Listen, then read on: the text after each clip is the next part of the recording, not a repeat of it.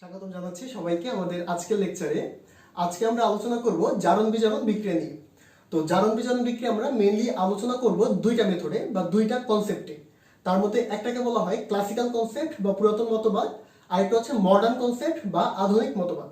তো প্রথমে হচ্ছে আমরা দেখব ক্লাসিক্যাল কনসেপ্ট বা পুরাতন মতবাদে জারণ বিজারণ বলতে আমরা কি বুঝবো। তো চলো শুরু করা যাক। তো প্রথমে আমরা দেখব জারণ বিক্রিয়া বলতে আমরা কি বুঝবো। তো জারণ বিক্রিয়ার জন্য আমরা মেইনলি হচ্ছে তিনটা পয়েন্ট মনে রাখবো। তার মধ্যে প্রথম পয়েন্ট হচ্ছে অক্সিজেনের সংযোজন। অক্সিজেনের সংযোজন, তো এটা বলতে আমি কি বোঝাচ্ছি, চলো আমরা একটা এক্সাম্পল দেখি। ধরো কার্বনের সাথে হচ্ছে অক্সিজেনের বিক্রিয়া এবং এখান থেকে তৈরি করতেছে কার্বন ডাই অক্সাইড। তো আমি এখানে যদি বলি যে কার্বনের সাথে কি করতেছে, অক্সিজেনের সংযোজন, আর অক্সিজেনের যদি সংযোজন ঘটে তবে তার নাম কি, জারণ বিক্রিয়া। তাহলে আমরা মনে রাখবো কি, যার সাথে অক্সিজেনের সংযোজন ঘটতেছে তার কি ঘটবে, জারণ ঘটবে।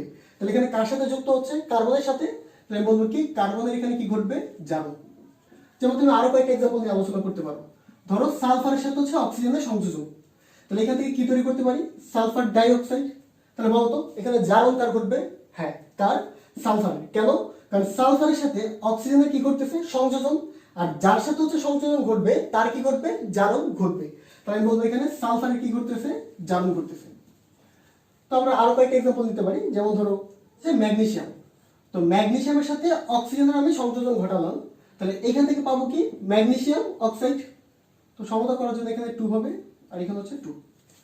ওকে, তাহলে বলতো এখানে কার জারণ ঘটবে, হ্যাঁ অবশ্যই কার ঘটবে, ম্যাগনেসিয়ামের। কেন, কারণ ম্যাগনেসিয়ামের সাথে সংযোজন ঘটতেছে কার, অক্সিজেনের, এবং তৈরি করতেছে ম্যাগনেসিয়াম অক্সাইড। দ্যাট মিন্স এই অংশে ম্যাগনেসিয়াম কি ঘটবে, জারণ ঘটবে। তাহলে আমরা প্রথম পয়েন্ট কি মনে রাখবো, যদি কোনো বিক্রিয়া আমরা দেখি অক্সিজেনের সংযোজন ঘটতেছে তবে ওই বিক্রিয়াকে আমরা কি বলবো, জারণ বিক্রিয়া। তারপর আমরা আসো 2 নম্বর পয়েন্ট দেখি। 2 নম্বর পয়েন্ট হচ্ছে তড়িৎ ঋণাত্মক মৌলের সংযোজন। তড়িৎ ঋণাত্মক মৌলের সংযোজন, তো এটা বলতে কি বোঝাচ্ছি,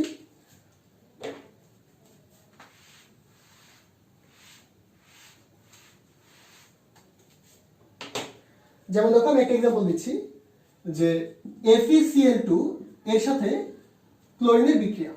তো এখান থেকে তৈরি করতেছে FeCl3।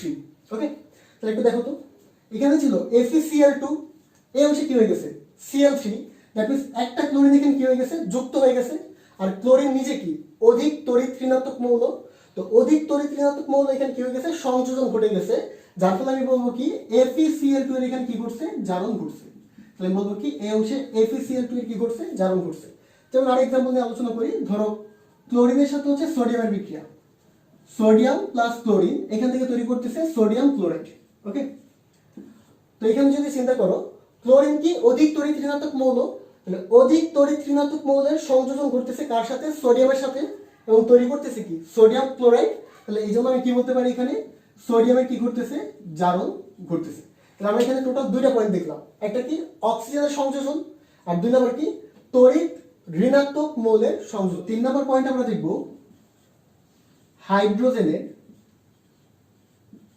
হাইড্রোজেনের অপসারণ। তো এটার জন্য আমরা কাজ করি, এক্সাম্পল নিয়ে আলোচনা করি।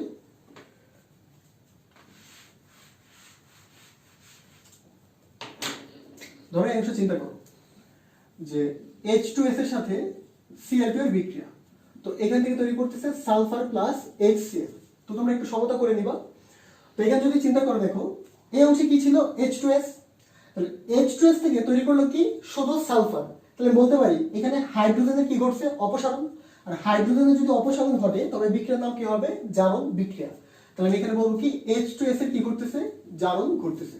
তো আরেকটা एग्जांपल যদি আমরা দেখি, ধরো HI এর সাথে হচ্ছে বিক্রিয়া অক্সিজেনের। তো এখান থেকে তৈরি করতেছে I2 প্লাস H2O। তাহলে চিন্তা করো প্রথমে কি ছিল, HI। তো HI থেকে তৈরি করতেছে কি, I2। তাহলে আমি বলতে পারি এই অংশে হাইড্রোজেনের কি ঘটছে, অপসারণ। আর হাইড্রোজেনের যদি অপসারণ ঘটে বিক্রিয়ার নাম কি হবে, জারণ বিক্রিয়া। তাহলে আমি বলবো কি এখানে HI এর কি ঘটতেছে, জারণ ঘটতেছে। তাহলে সিম্পলি জারণ বিক্রিয়ার জন্য আমরা পুরাতন মতবাদ অনুসারে 3টা পয়েন্ট মনে রাখবো। তার মধ্যে একটা কি, অক্সিজেনের সংযোজন, 2 নাম্বার কি তড়িৎ ঋণাত্মক মৌলের সংযোজন, আর থার্ড কি হাইড্রোজেনের অপসারণ। তো এক কাজ করো, কপি করো, তারপর আমরা বিজারণ বিক্রিয়া কি ওটা নিয়ে আলোচনা করব। তো আশা করি কপি করা শেষ। তো এখন আমরা আলোচনা করব বিজারণ বিক্রিয়া নিয়ে। এই অংশ হবে কি বিজারণ বিক্রিয়া। তো একটা জিনিস খেয়াল রাখবা, জারণ বিক্রিয়া আর বিজারণ বিক্রিয়া হচ্ছে একটার একটার উল্টো বা বিপরীত। দ্যাট মিন্স তুমি যদি জারণ বিক্রিয়া পারো তাহলে অটোমেটিক্যালি তুমি বিজারণ বিক্রিয়া পারবা। যেমন কি দেখো, আমরা জারণ বিক্রিয়ার জন্য কি পড়লাম যে অক্সিজেনের হচ্ছে সংযোজন ঘটলে হচ্ছে জারণ বিক্রিয়া, আর বিজারণ বিক্রিয়ার ক্ষেত্রে হচ্ছে অক্সিজেনের অপসারণ। তাহলে আমি কি লিখবো, অক্সিজেনের অপসারণ, অক্সিজেনের অপসারণ। যেমন তুমি এইভাবে চিন্তা করো, মার্কিউরিক অক্সাইড, তো এখান থেকে যদি তৈরি করো মার্কারি প্লাস অক্সিজেন, তো সমতা করার জন্য এখানে 2 হবে আর এই অংশ হচ্ছে 2 হবে। ওকে, তাহলে দেখো এখানে মার্কিউরিক অক্সাইড ছিল, এইখান থেকে অক্সিজেন কিন্তু সরে গেছে বা অপসারণ ঘটছে, তৈরি করলো কি মার্কারি। তাহলে আমরা কি বলতে পারি, অক্সিজেনের যদি অপসারণ ঘটে তবে বিক্রিয়ার নাম কি হবে, বিজারণ বিক্রিয়া। তাহলে কোথা থেকে সরে যাচ্ছে, মার্কিউরিক অক্সাইড থেকে, তাহলে আমি বলবো কি এই অংশে কি ঘটতেছে, বিজারণ। এখানে মার্কিউরিক অক্সাইডে কি ঘটবে, বিজারণ।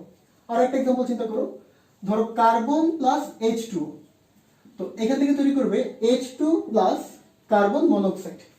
তাহলে এই অংশে বলতো কোত্থেকে অক্সিজেন অপসারণ ঘটছে, হ্যাঁ অবশ্যই কোত্থেকে, পানি থেকে। কারণ এখানে H2 ছিল, হয়ে গেছে কি H2, তাহলে বলতে পারি এই অংশ থেকে অক্সিজেনের কি ঘটছে, অপসারণ। আর অক্সিজেনের যদি অপসারণ ঘটে বিক্রিয়ার নাম কি হবে, বিজারণ বিক্রিয়া। তাহলে বলবো কি এখানে H2 এর কি ঘটতেছে, বিজারণ ঘটতেছে। ওকে, তাহলে এই অংশে H2 এর ঘটতেছে কি, বিজারণ। তারপর আমরা পরের পয়েন্টে আসি। তো জারণ বিক্রিয়ার জন্য পরের পয়েন্ট কি ছিল, তড়িৎ ঋণাত্মক মৌলের সংযোজন। তাহলে বিজারণ কি হবে, হ্যাঁ কি হবে, তড়িৎ ঋণাত্মক মৌলের অপসারণ। তাহলে এই অংশে আমি কি লিখবো, তড়িৎ ঋণাত্মক মৌলের অপসারণ। তো আমরা একটা এক্সাম্পল নিয়ে আলোচনা করি। FeCl3 SnCl2, এখান থেকে তৈরি করতেছে FeCl2 প্লাস SnCl4। ওকে, তাহলে একটু চিন্তা করো, এখানে কি ছিল, FeCl3, এই অংশে কি হয়ে গেছে, FeCl2। তাহলে বলতে পারি একটা ক্লোরিনের অপসারণ করছে, আর ক্লোরিন এখানে কি অধিক তড়িৎ ঋণাত্মক মৌল, কার তুলনায়, আয়রনের তুলনায়। তাহলে বলতে পারি কি তড়িৎ ঋণাত্মক মৌলের কি ঘটছে, অপসারণ। অপসারণ ঘটলে নাম কি, হ্যাঁ নাম কি হবে, বিজারণ বিক্রিয়া। তাহলে আমি এখানে বলবো কি FeCl3 কি ঘটবে, বিজারণ।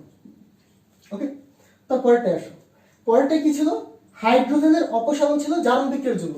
তাহলে বিজারণ বিক্রিয়া কি হবে, হ্যাঁ ভেরি গুড, কি হবে, হাইড্রোজেনের সংযোজন।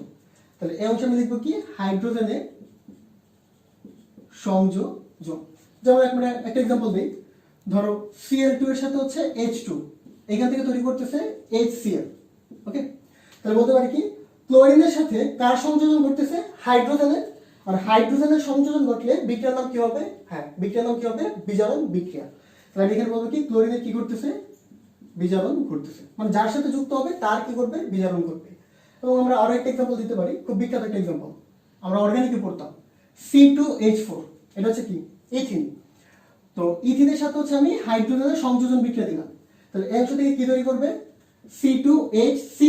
তাহলে বলতে পারি C2H4 এর সাথে সংযোজন ঘটতেছে কার, হাইড্রোজেনের। আর হাইড্রোজেনের যদি সংযোজন ঘটে বিক্রিয়ার নাম কি হবে, বিজারণ বিক্রিয়া। তাহলে এই অংশে কি বলতে পারবো, এটাও কি বিজারণ বিক্রিয়া। তো সিম্পলি হচ্ছে আমরা মনে রাখবো কি জারণ বিক্রিয়া যদি পারি বিজারণ বিক্রিয়া অটোমেটিক্যালি পারবো। এবং পয়েন্টগুলো কিন্তু মানে খুব কঠিন কিছু না। কি কি পয়েন্ট ছিল, জারণ বিক্রিয়ার জন্য পয়েন্ট কি ছিল, অক্সিজেনের সংযোজন আর হাইড্রোজেনের অপসারণ। আর অক্সিজেন যেহেতু নিজেই তড়িৎ ঋণাত্মক মৌল, তাহলে অটোমেটিক্যালি তুমি ওইটাও পারবা যে তড়িৎ ঋণাত্মক মৌলের কি ঘটবে, সংযোজন ঘটবে। আর বিজারণ বিক্রিয়ার ক্ষেত্রে আমরা কি মনে রাখবো, জাস্ট উল্টা, জারণ বিক্রিয়াতে ছিল অক্সিজেনের সংযোজন, এই ক্ষেত্রে কি ঘটবে, অক্সিজেনের অপসারণ। আর জারণ বিক্রিয়া ছিল হাইড্রোজেনের অপসারণ, এই ক্ষেত্রে কি হবে, হাইড্রোজেনের সংযোজন। আর তড়িৎ ঋণাত্মক মৌলের ক্ষেত্রে কি বলবো, যে জারণের ক্ষেত্রে কি হবে, সংযোজন, আর বিজারণের ক্ষেত্রে কি হবে, অপসারণ। তো এক কাজ করুন, আজকের ক্লাসটা এতটুকুই থাকবে। নেক্সট ক্লাস আমরা আলোচনা করব জারণ বিজারণ বিক্রিয়ার মডার্ন কনসেপ্ট, এবং ওই কনসেপ্টটা আমাদের সব থেকে বেশি কাজে লাগবে, কারণ পুরাতন মতবাদ এখন আর বইতে তেমন দেওয়া থাকে না বা তেমন আমাদের আসেও না। তো অবশ্যই নেক্সট ক্লাসে আমাদের দেখা হবে তার পরের টপিক মডার্ন কনসেপ্ট নিয়ে।